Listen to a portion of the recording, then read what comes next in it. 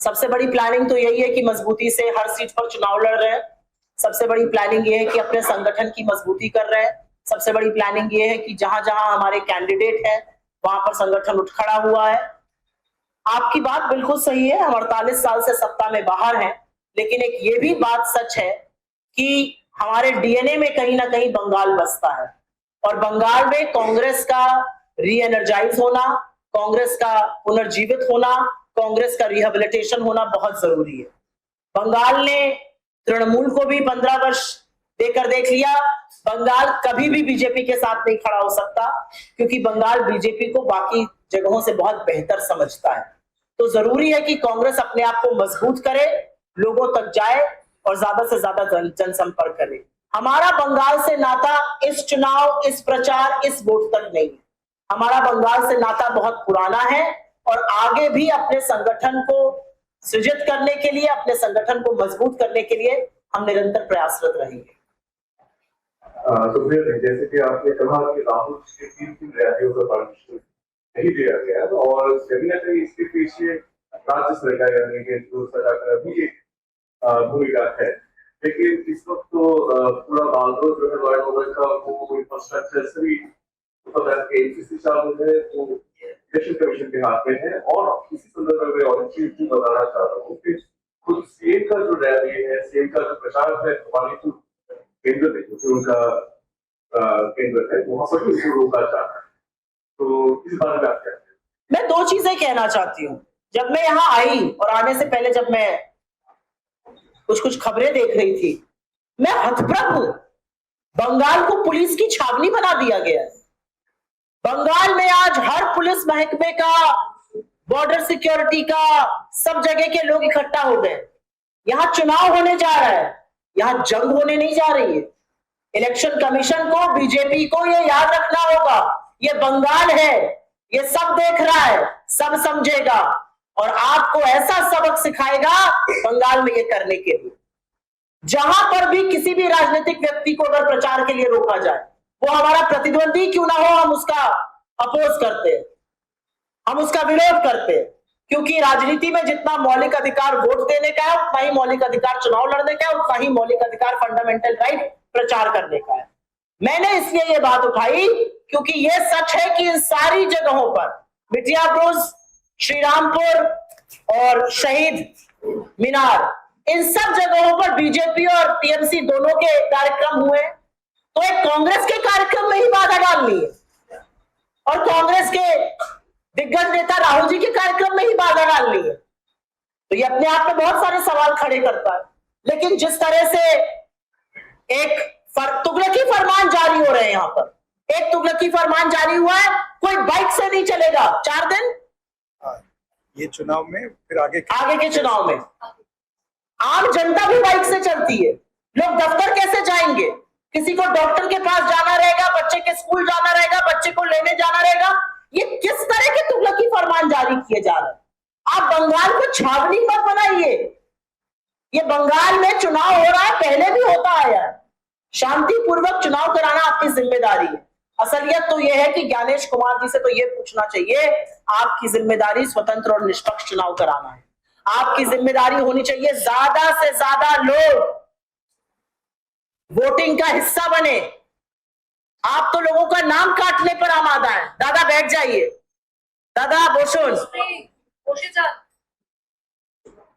हाँ, और आप बजाय लोगों को जोड़ने के आप सबके नाम काट रहे हैं। ये कौन सा लोकतांत्रिक व्यवस्था में आप चुनाव कराने की कोशिश कर रहे हैं? जी sir. Is this my phone? Is this my? जी जी बोले, माइक दे दीजिए।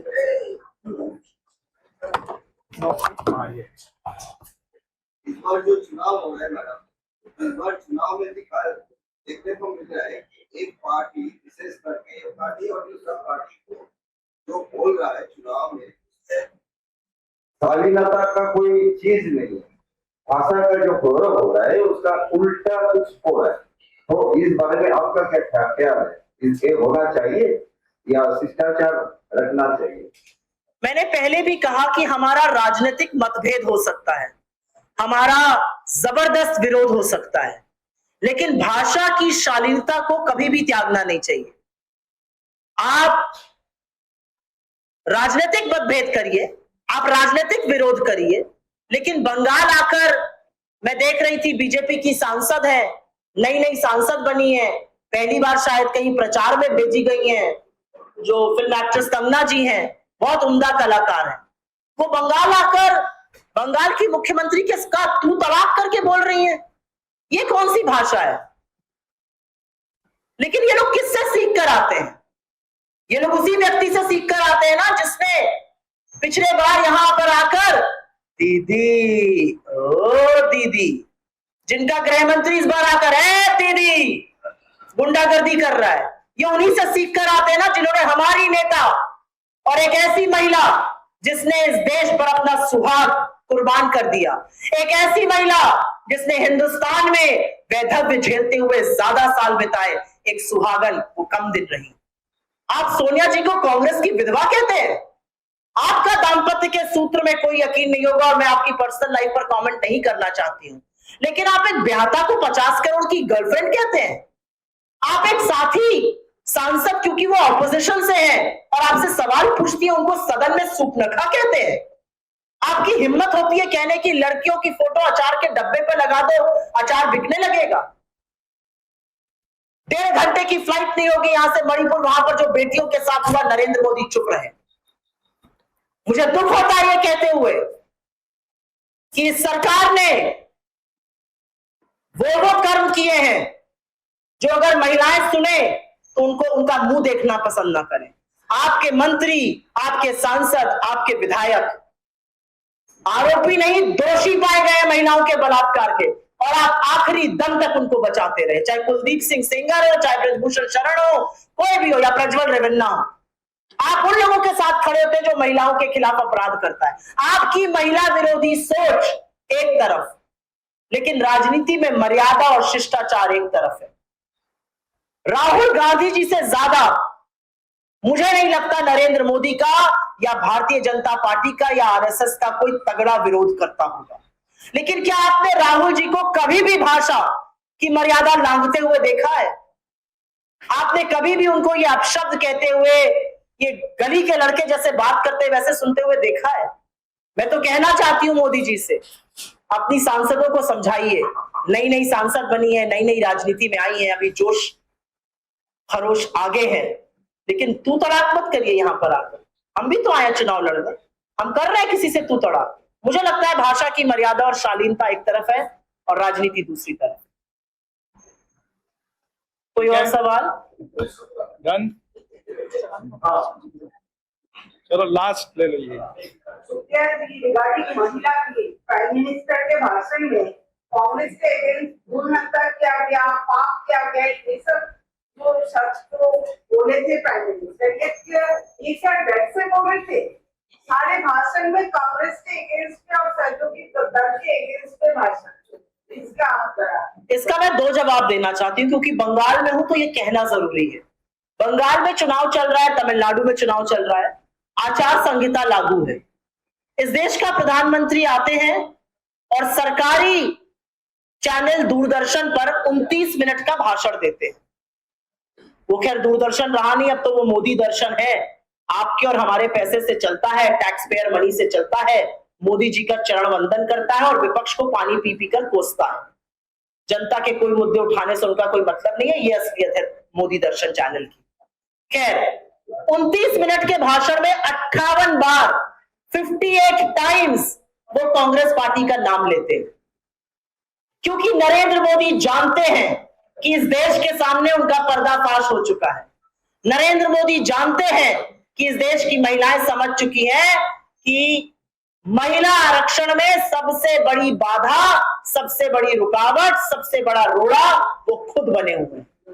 वो महिलाओं को आरक्षण देना ही नहीं चाहते हैं। अगर देना चाहते तो 543 में 181 सीट रिजर्व करने में उनको क्या दिक्कत है? छोटी सी बच्ची ये सवाल पूछ रही है।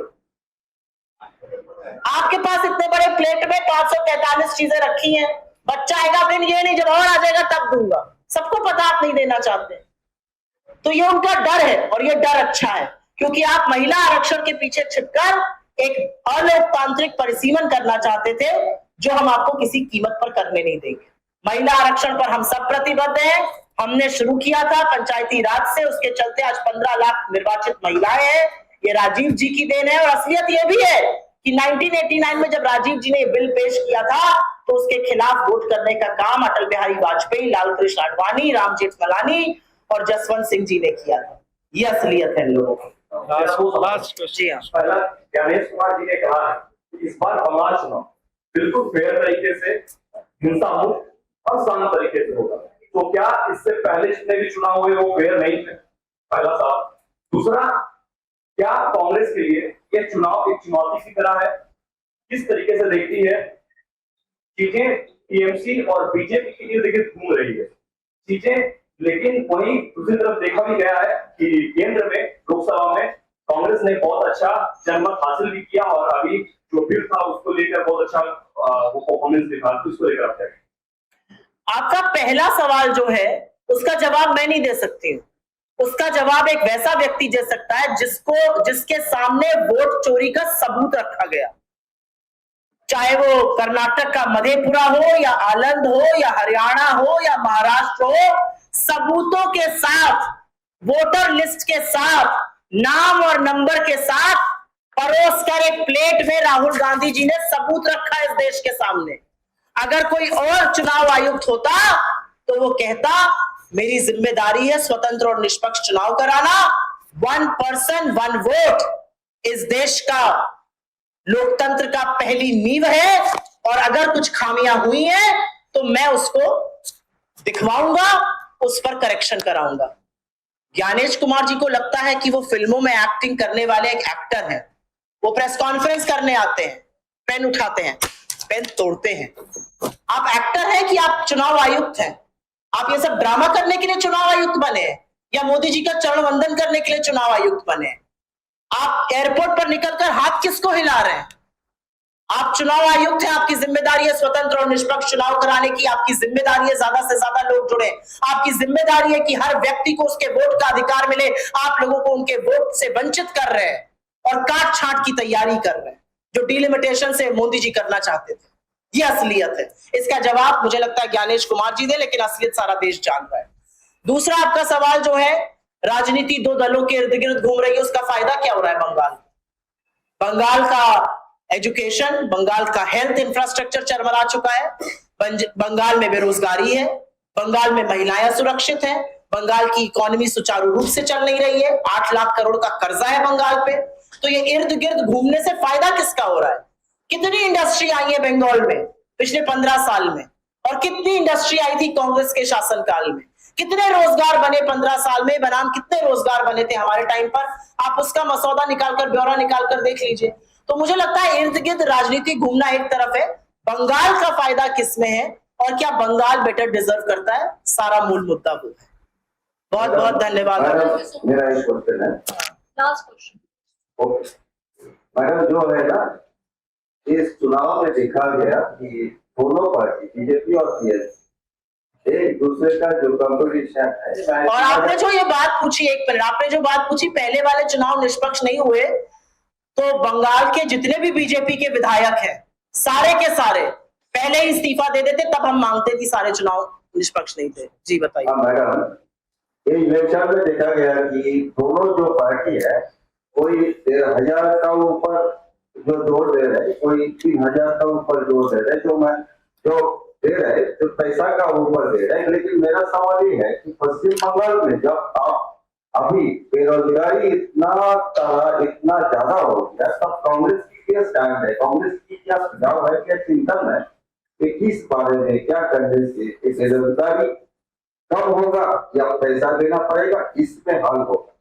मैं आपको दोनों ही साइड की स्टोरी बता देती हूँ। बीजेपी ने आकर बोला हम 3,000 रुपए महिलाओं को देंगे, हर ग्रेजुएट को, युवा को 3,000 रुपए देंगे। आपकी 21 राज्यों में सरकार है, कितने राज्यों में आप 3,000 रुपया ग्रेजुएट्स को दे रहे हैं और कितने राज्यों में आप 3,000 रुपए महिलाओं को दे रहे हैं? कितने राज्यों में आपने प्रॉमिस किया था आप पैसा देंगे? महाराष्ट्र में आपने कहा लाडली बहना, 20 लाख महिलाओं के नाम काट दिए। बिहार में आपने एक बार किस्त दिया, पैसा ही नहीं आ रहा है, 9 लाख महिलाओं के नाम भी काट दिए। दिल्ली में कहा था आते ही हम लागू करेंगे, आज तक महिला को 1 साल ऊपर हो गया, 1 पैसा नहीं मिला। मध्य प्रदेश में आपने कहा था 1500 को 3000 करेंगे, आपने नहीं किया, 2.5-3 साल निकल गए। तो बीजेपी के जुमले और बीजेपी के वादों में बड़ा अंतर होता है। बीजेपी कहती कुछ है, करती कुछ है। आप युवाओं के भविष्य के लिए इतने चिंतित हैं तो आप बताइए ना, आपने कितने युवाओं को रोजगार दिया पूरे देश में? युवा रोजगार मांगता है तो उसके ऊपर कड़कड़ाती ठंड में पानी बरसाने का और लाठियां से मारने का काम बीजेपी की सरकार करती है। उसको देशद्रोही कहा जाता है, उसको अर्बन नक्सल कहा जाता है, क्योंकि वो अपना हक मांग रहा है। तो बीजेपी की कथनी और करनी में यह अंतर है। बंगाल में 84 लाख युवाओं ने रजिस्टर किया 1500 रुपए के लिए। क्या होता है 1500 रुपए आज? लेकिन 84 लाख युवाओं का रजिस्टर करना यह बताता है आपको कि यहां पर बेरोजगारी और यहां पर लोगों के लिए समस्या कितनी भीषण है, यहां पर युवाओं का भविष्य कितना अंधकारमय है, यह आपको अपने आप पता चल रहा है। कांग्रेस की सोच है कि युवाओं को सशक्त बनाइए, युवाओं को ऐसा बनाइए कि उनको रोजगार मिल सके, और उसके लिए उनकी एजुकेशन, उसके लिए आधुनिक शिक्षा, उसके लिए एआई की शिक्षा, ये सारी चीजें जरूरी हैं। एक स्टार्टअप का नया प्रारूप बने, एक इंडस्ट्रियल नया मसौदा बने। ऐसा क्यों नहीं किया जा रहा है? सवाल तो इस बात का है। चलिए, थैंक यू। बहुत धन्यवाद।